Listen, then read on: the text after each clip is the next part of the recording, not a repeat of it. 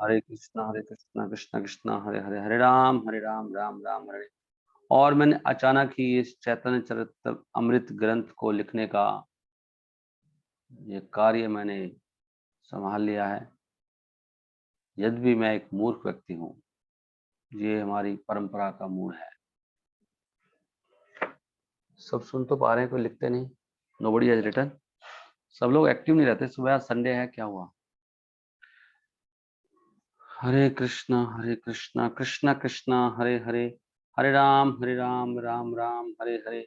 जायो जायो श्री कृष्ण चैतन्य गौर चंद्रा, जायो जायो परमानंदा, जायो नित्यानंदा।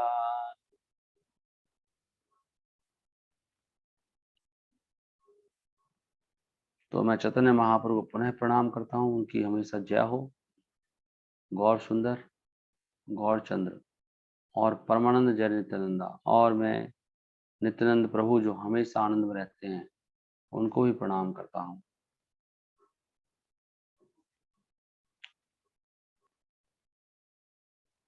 प्रणाम कर रहे हैं सब लोग, राइट? अभी प्रणाम कर रहे हैं। आवाज ठीक है? कटती कटती ना आवाज? जय जय अद्वैताचार्य कृपा मया, जयो जयो गदाधर पंडित महाशया। अद्वैताचार्य की जय हो, जो बहुत दयालु हैं।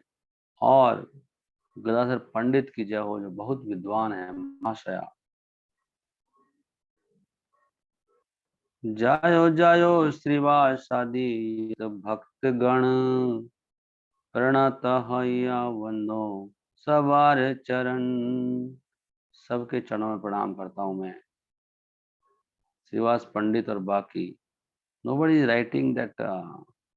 आवाज ठीक है, सब प्रणाम मुझे लिख रहे हैं। प्रणाम।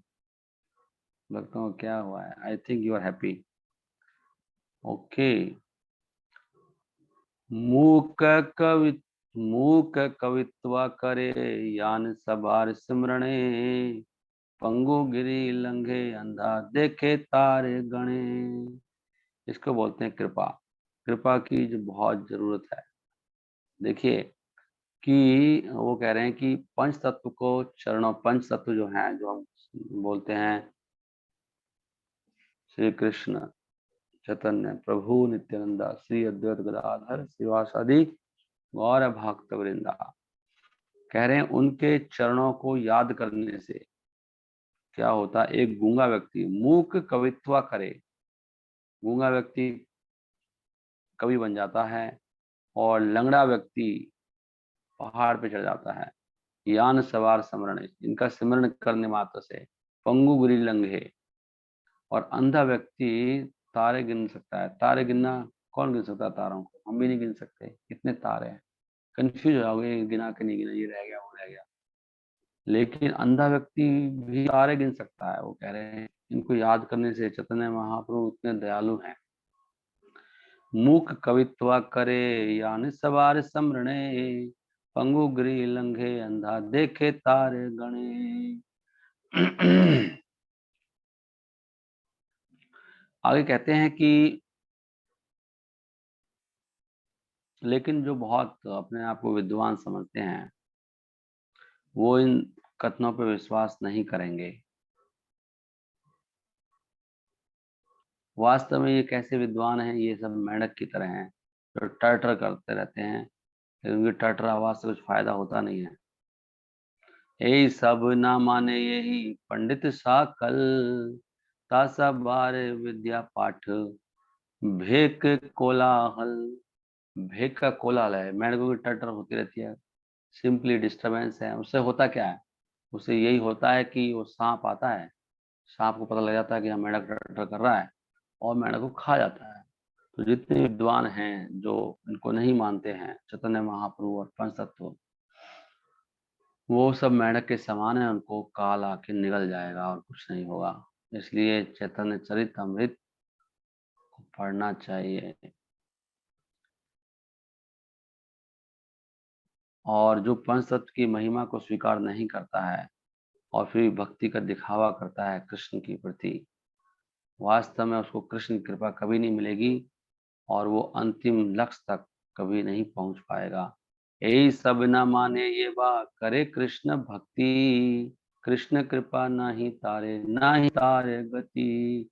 अब आप सोचेंगे ऐसा कौन होता है, लेकिन हमारा ज्ञान बहुत सीमित है। ऐसे बहुत सारे हैं दुनिया में जो कृष्ण भक्ति करते हैं लेकिन चैतन्य महाप्रभु को भगवान नहीं मानते हैं। जितनी भी आप संप्रदाय हैं, ये जो पढ़ते हैं ना, ये कौन है, कोई ये भक्तमाल पढ़ते हैं कुछ लोग, राइट। कई कई तरह के लोग हैं, कई कई मिलते हैं ना ऐसे, और उनको पता ही नहीं है। सबकी बात नहीं कर रहा, कुछ को पता होगा, लेकिन बहुत सारी संप्रदाय हैं दुनिया में। कोई नित्यानंद को मानता है, कोई महाप्रभु को मानता है, कोई कृष्ण को मानता है। ऐसे बहुत कम लोग हैं जो सब कुछ मानते हैं, जिनको पूरा पता है। तभी तो यहाँ पे लिख रहे हैं, ऐसे लिखते क्यों हो कि कृष्ण की भक्ति करते हैं लेकिन इनको नहीं मानते हैं, उनको कृष्ण की कृपा मिलती नहीं। बिना चैतन्य महाप्रभु के भजन करें, कृष्ण कृपा प्राप्त नहीं होगी, फिर पूरी परंपरा को मानना पड़ेगा। ऐसे ही जो खाली अपने गुरु की मानते हैं, परंपरा की नहीं मानते हैं, जो अपने मन से चलते हैं।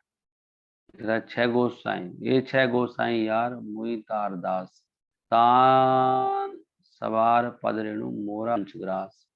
जो 66 गोस्वामी हैं, गोस्वामी सनातन जी, जो उनका दास नहीं है,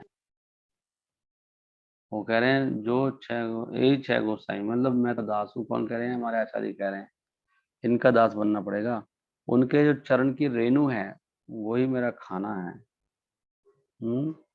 मेरा खाना कहाँ है? अरे खाना नहीं मिला आपको, तो आपको षड गोस्वामी की चरण रेणु जाके लेनी चाहिए, खाना हो गया आपका।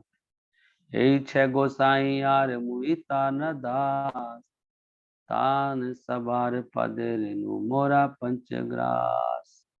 ये हमारा पंच प्रकार का भोजन है, पंचग्रास। उनकी चरणों की धूली जो है हमारा भोजन है। छाड़िया वैष्णव सेवा निस्तार पाई छिकेवा। जैसे जो कृष्ण भक्ति करते हैं और वैष्णव की सेवा नहीं करते, उनको भी कुछ नहीं मिलेगा। जो वैष्णव की सेवा करते हैं, गुरु की बात, कोई उनका एक गुरु नहीं है जिसकी गाइडेंस में रहे, उनको भी नहीं मिलेगी कृष्ण कृपा। तो सब चीज चाहिए, पासवर्ड की तरह हर कार्य करना पड़ेगा। इंडिपेंडेंटली आप कुछ नहीं कर सकते, आपको तो बनना ही पड़ेगा पूर्वे आगे।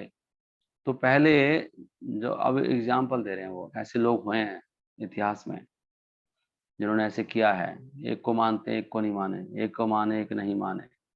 जैसे कि ऐसा एक असुर था, कौन था वो? हम्म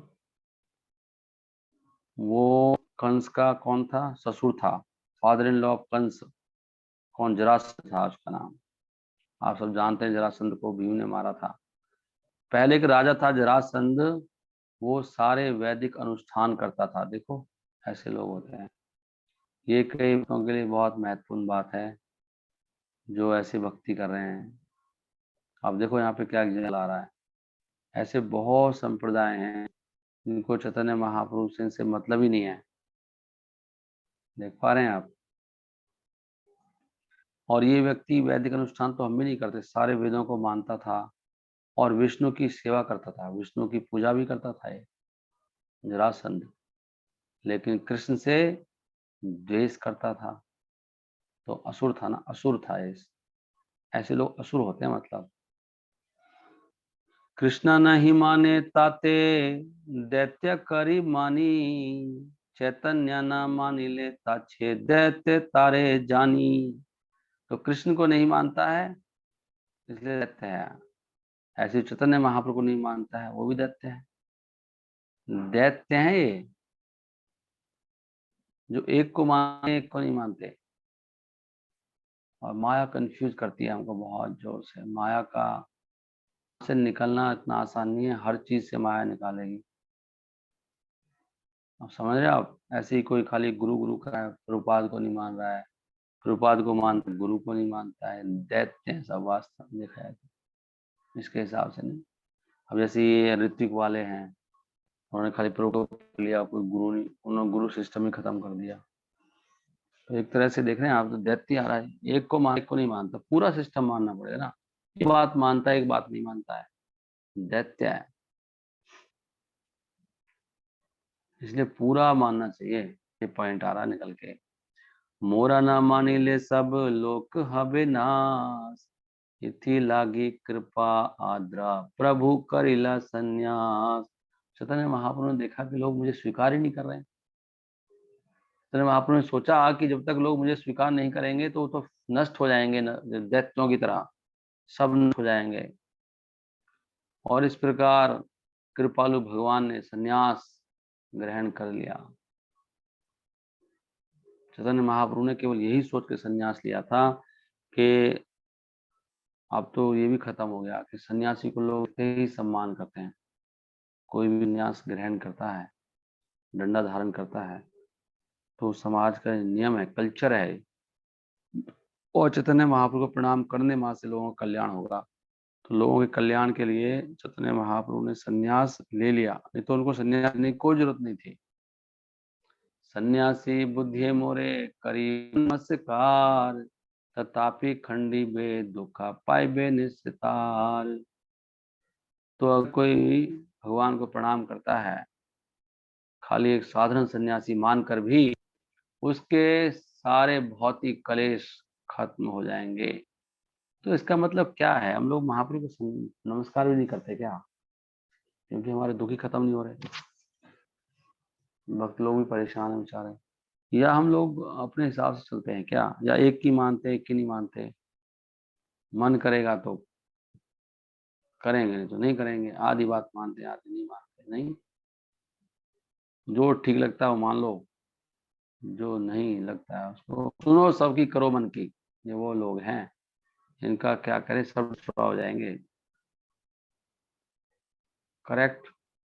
हेन्द्र कृपा माया चैतन्य ना भजे ये जन, सर्वोत्तम हैलो तारे असुर गणन। जो चैतन्य महाप्रभु को सम्मान नहीं देता है या उनकी पूजा नहीं करता है, उसको अद्वैत समझना चाहिए। साफ साफ लिखा है। अब आप समझ लो, ये संप्रदाय हैं चैतन्य महाप्रभु को भक्त। कई मैं बहुत सारे लोगों को जानता हूँ ऐसे, बड़ी श्रद्धा है उनकी, वृंदावन में रह रहे हैं। कि मैं अभी मेरे जानकार थे and he was officer and retirement के बाद वो कहते हैं तो वृंदावन में रहते हैं जी। मुझे अभी मैंने फोन किया था उनको, लेकिन वो किसी संप्रदाय में हैं और उनकी यही अंडरस्टैंडिंग है। तो आपको तो लगेगा इतने भक्त हैं, घर भी छोड़ दिया, भक्ति कर रहे हैं, लेकिन इनके हिसाब से तो दैत्य कह रहे हैं। जैसे जरासंध इतनी भक्ति कर रहा है, सुबह मंगला आरती जरूर उठता होगा जरासंध, पक्का। वैदिक अनुष्ठान कर रहा है तो सुबह उठता ही होगा वो। और बहुत स्ट्रिक्ट था वो, ब्राह्मण को दान बहुत देता, दान भी दे रहा था, बताओ। ब्राह्मण को इतना रिस्पेक्ट करता था जरासंध, तभी ब्राह्मण बन गए भगवान उसके घर, अर्जुन भीम और भगवान। कि भाई ये ब्राह्मण की बात को टालेगा नहीं। उन्होंने दक्षिणा में क्या मांगा, युद्ध मांगा कि हमसे युद्ध करो, हमें से कोई एक चूज कर लो। तो पहचान गया कि तुमसे क्या युद्ध करूंगा, कृष्ण, और अर्जुन से भी क्या करूंगा, भीम से करूंगा। दैत्य था। तो ऐसे ऐसे लोग होते हैं, बड़े कट्टर होते हैं अपने अपने काम में, लेकिन पूरी बात मानने वाला कोई एक मिलेगा जो पूरी बात मानता हो। बहुत मुश्किल है भाई, पूरा पूरा सरेंडर करना पड़ता है। इसलिए मैं फिर कहता हूँ, कौन कह रहे हैं, श्री कृष्णदास कविराज गोस्वामी कहते हैं, मैं दोनों बाहों उठा के कहता हूँ, अपनी दोनों बाजू उठा के मैं रोज जोर से कहता हूँ सब भक्तों को कि हे मेरे प्रिय भक्तों, चैतन्य महाप्रभु नित्यानंद प्रभु की पूजा करो, ज्यादा तर्कबाजी मत करो, दिमाग मत घुमाओ ज्यादा। जो कहा जा रहा है, इसलिए कोई भागवतों की बात मानता है। जैसे हम सब नहीं मानते कि 50% डोनेशन देना चाहिए तो हम भी दैत्य हैं एक तरह से।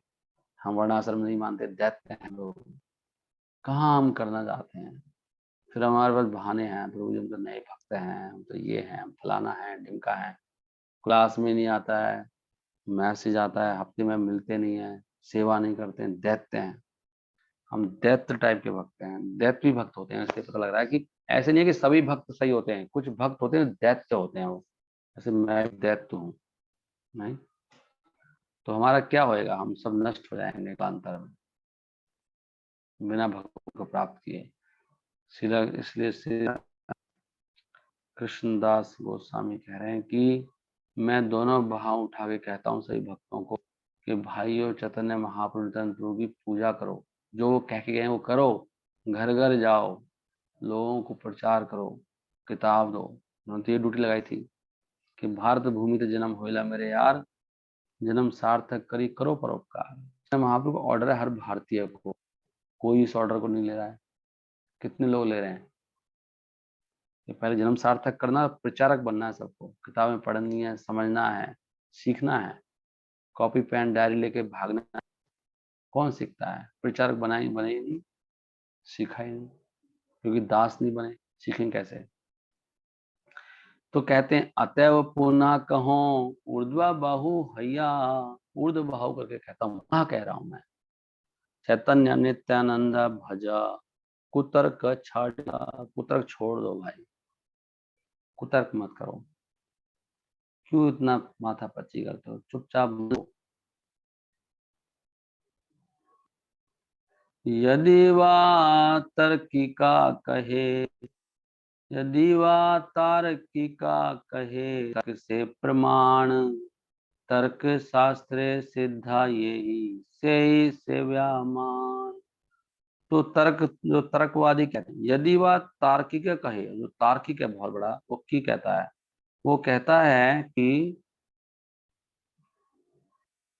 ये पूनम जिंदल माता जी, आपका फोन कुछ कर रहा है, कि अनलेस वन गेन्स अंडरस्टैंडिंग, वो तार्किक क्या कहेंगे, भाई हम तो नहीं मानते ऐसे, जब तक कि कोई बात तर्क पे आधारित नहीं है, तर्क पे स्थापित नहीं है, तर्क और बहस पे आधारित नहीं होता है, तब तक कोई कैसे फैसला लेगा कि किसकी किसकी पूजा करनी है?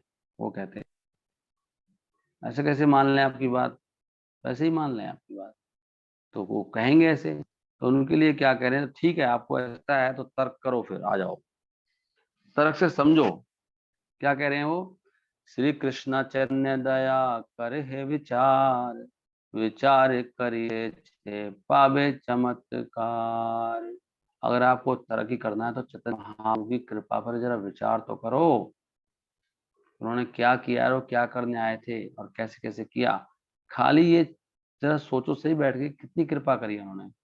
अगर कोई वास्तव में सोचे कि भाई मुझ पे कितनी कृपा है, तो जैसे अब हम लोग सोच सकते हैं कि कृपा तो बहुत है, हमें खाली 150 रुपए में गीता मिलती है, इतनी बढ़िया, जिसको पढ़ने माँ से चमत्कार होता है। भक्ति रसामृत सिंधु ग्रंथ हमें केवल 150 रुपए का मिल जाता है, 2000 रुपए में चैतन्य चैतन्य मिल जाती है।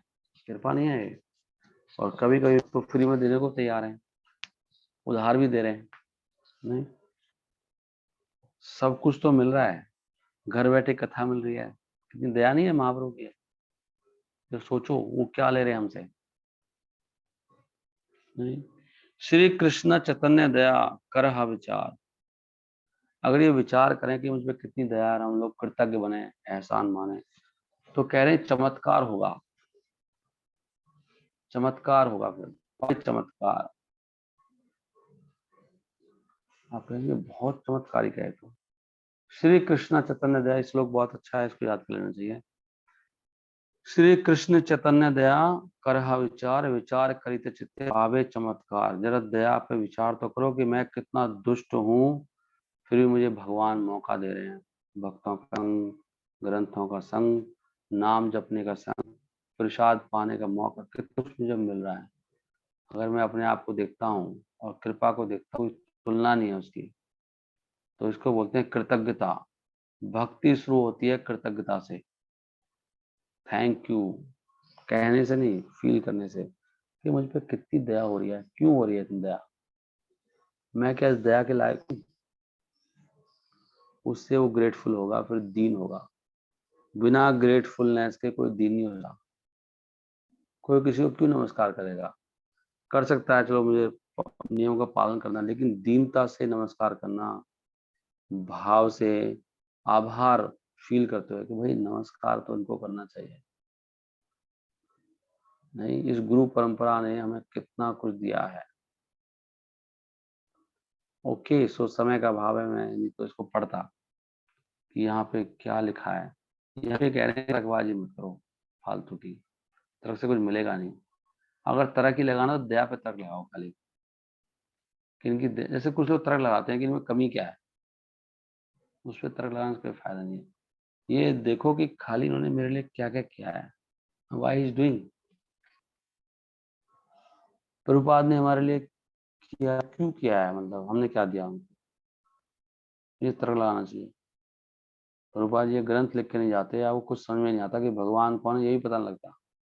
ये सब प्रभुपाद की वजह से है कि हम लोग, मुझे खुद, मैं कई महीने लगे समझने में भगवान कृष्ण मतलब भगवान कौन है, क्योंकि मेरा भक्तों से संपर्क तो था नहीं, तो मैं ढूंढ रहा था।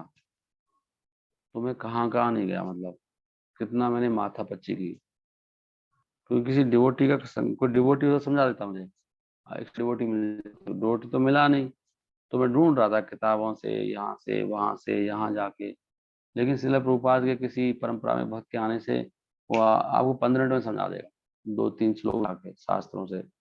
मैंने श्लोक पढ़ा, ये थे चंद कला पुंस कृष्णस्तु भगवान स्वयं, मैं बहुत इतना खुश हुआ, और मुझे लगा कि इतना साफ साफ ही लिख रहा है बिल्कुल ही। क्योंकि मुझे ये कन्फ्यूजन था कि राम जी भगवान क्यों नहीं है, और नानक ने क्यों नहीं बोला, कबीर ने क्यों नहीं बोला, और तुलसीदास जी ने। सबसे बड़ा मुझे अचंभा इस बात का था कि ये कह तो रहे हैं कृष्ण भगवान है, लेकिन तुलसीदास जी इतने बड़े भक्त हैं, उनको कैसे पता नहीं लगा, क्योंकि मैं रामचरितमानस पढ़ता था उस समय। तो उन्होंने तो कृष्ण की बात ही नहीं करी रामचरितमानस में। और गुरु नानक से मैं इम्प्रेस था, कबीर से भी इम्प्रेस था, कबीरदास जी, उन्होंने भी नहीं बोला। लेकिन जब भागवतम का पहली बार मैंने श्लोक पढ़ा, किसी किताब में लिखा था, मुझे तो किताब मिली थी, कि यहाँ तो लिखा है कि सारे या तो कृष्ण के अंश हैं या अंश के अंश हैं, कृष्ण तो स्वयं भगवान है। इतना साफ साफ, तो इतना साफ ही लिखा हुआ है। तो भागवतम में तो कल लिखा है, भागवतम में इतना साफ साफ है, जैसे भागवतम में लिखा है कि देवता जो हैं इतने घोर रूप हैं, ऐसे लिखा ना उसमें, ना घोर नहीं, घोर रूपान। देवता ये इतने घोर रूपों की पूजा करना, ऐसे कह रहे हैं वो ऐसे कोई लिख सकता है कि छोड़ो उन देवताओं को, कृष्ण परम सुंदर है, उनकी स्तुति करो। घोर रूपान लिखा है, देखो थर्ड कैंटो में लिखा है ना, थर्ड सॉरी थर्ड में, पहले स्कंद में।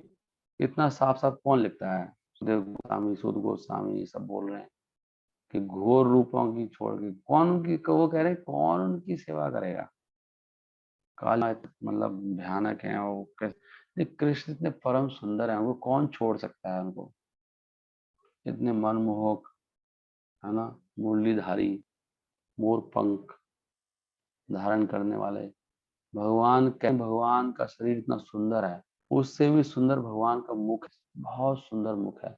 और उससे भी सुंदर भगवान की मुस्कान है, भगवान की आंखें इतनी सुंदर, लेकिन मुस्कान की बात हो रही है, भगवान जब मुस्कुराते हैं सबको, तो ऐसे ऐसे बंधन कहाँ है बताओ, किसी के लिए नहीं है ना ऐसे। तो ये सब कृपा नहीं है क्या, ये महाकृपा है हमारे पास। तो हमें जब विचार करना चाहिए, खाली कृपा विचार करना चाहिए, और चीज में कमियों पे विचार नहीं करना चाहिए। लोग ना कमियों पे विचार करना शुरू कर देते हैं, ये ठीक नहीं है, वो ठीक नहीं है, उनका सब कुछ नष्ट हो रहा है। तो संग छोड़ रहे हैं, डाउट आ जाता है, फिर वो फिर इधर उधर भागते हैं, फिर कहीं टिक ही नहीं पाते हैं ना, कालांतर में देखिए वो प्रॉब्लम में फंस जाते हैं। ठीक है, वो अपना प्रयास करेंगे, लेकिन भक्ति में आगे नहीं बढ़ सकते।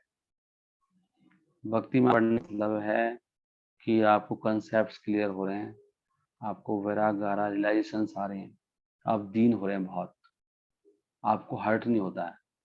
सबसे बड़ा तो पहचान है कि आपको दीनता, दीनता से लगता है, दीनता और हर्ट नहीं होना किसी भी चीज से, ये दीन पहचान है ना। तभी तो दीन व्यक्ति दूसरे को मान देता है, और उसका जब मान नहीं होता है तो कहाँ हर्ट होता है वो तो उसका पहचान ही दीनता की, कि खुद मान चाहता ही नहीं है, और उसको कोई गंदा वो उसको अच्छा लगता है कि मैं बहुत ही गंदा हूँ, आपको पता ही नहीं है मैं कितना गंदा हूँ, आप मुझे कितनी गालियां दोगे, आप मेरे अंदर कितना जा पाओगे, आपको क्या पता है मेरे बारे में कितना गंदा व्यक्ति हूँ, ऐसा सोचता है ना वो। तभी तो अमानी ना है वो। तो दीनता से पता लगता है कि आप कितनी आगे रहो भक्ति में, और कितने सहनशील हो आप। तभी तो कल आ रहा था कि भक्त ऐसे सहन करते हैं, सब कुछ सहन कर लेते हैं वो, और भगवान ऐसी व्यवस्था भी करते हैं कि भक्तों के साथ होता है, फिर उनको थूक रहे हैं लोग, ऐसा हो सकता है, लोग मूत्र आपके ऊपर फेंक रहे हैं, मार रहे हैं, इंसल्ट कर रहे हैं, नहीं। तो ये इससे पता लगाना चाहिए कि मैं भक्ति में आगे बढ़ रहा हूँ कि नहीं बढ़ रहा हूँ। दूसरा, मेरे को वो सब समझ में नहीं पाते हैं क्या, मुझे कुछ पता भी है कि नहीं है। ओके, सो यहाँ पर हम लोग इसको विराम देंगे। आशा है कि आवाज मेरी सही सुनाई पड़ी होगी आपको। तो ये पढ़ लीजिएगा, बहुत सुन, ये चैतन्य चरितमृत देखो कितनी चमत्कारिक है। चैतन्य महाप्रभु की दया पर विचार करिए, भगवान के बारे में लीला सुनिए, पढ़िए, है ना। ये जो ग्रंथ है चैतन्य चरितमृत और भगवद गीता और श्रीमद् भागवतम। आप चैतन्य चरितमृत पढ़ेंगे तो भगवद गीता भागवतम इसमें अपने आप आ जाएगी, इसलिए इनमें भेद नहीं कर सकते आप तीनों में ना, ये समान ही ग्रंथ है। बहु जन्म करे यदि, अब देखो यहाँ पे अच्छा श्लोक आया, हरि बोल। अब इन्होंने कहा, इसलिए अगर आप इनकी सेवा ना करके पूरी परंपरा की और जिस तरह के दीन ना बन के नहीं करेंगे, तो चाहे आप करोड़ों जन्म भजन करें कुछ नहीं मिलेगा। बहु जन्म करे यदि श्रवण कीर्तन, तबु तो न पाए कृष्ण पदे प्रेम धन। आप करते रहिए, धन नहीं मिलेगा आपको, कंगाल ही रहेंगे हम सब लोग। बहु जन्म करे यदि श्रवण कीर्तन, तबु तना पाइये कृष्ण पदे प्रेम धन। प्रेम धन कब मिलेगा? इसलिए देखिए, मैं सोच रहा था कि आपके लिए आज कि हम कम से कम संडे प्रोग्राम बना लें कि भाई संडे को सुबह सभी लोग जब करा करेंगे, क्योंकि ज्यादातर लोगों को कुछ काम नहीं है संडे को। आधा मतलब चार, मतलब सभी लोग जब कर सकते हैं संडे को, तो मत जाइए, एटलीस्ट एक दिन रख लीजिए, क्योंकि मैं देख रहा हूँ कि सभी भक्त भाग जाते हैं मैक्सिमम। कुछ बेचारे अच्छे भक्त हैं जो डेली चैंटिंग करते हैं। तो कम एक दिन के लिए बनाए हम, let us start from somewhere, at least Sunday को कर लीजिए आप सब मिलके। सभी बातें माननी पड़ेंगी, गृहस्थों का धर्म है, नहीं। तो लेट अस चैंट। आज आप संडे है, फ्री हैं, कोई ऑफिस नहीं जाना, किसी को स्कूल नहीं जाना है। आशा है कि आप आज के दिन तो थोड़ा सा समय बिता सकते हैं भक्तों के साथ। अपना माइक खोलिए, वीडियो खोलिए, चैंटिंग करिए, उत्साह बढ़ता है, उससे मूड बनता है।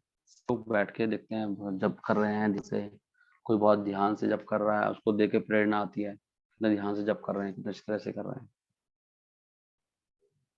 ग्रंथराज श्री चरितमृत की जय, श्रील प्रभुपाद की जय, निताई गौर प्रेमानंदे। हरि हरि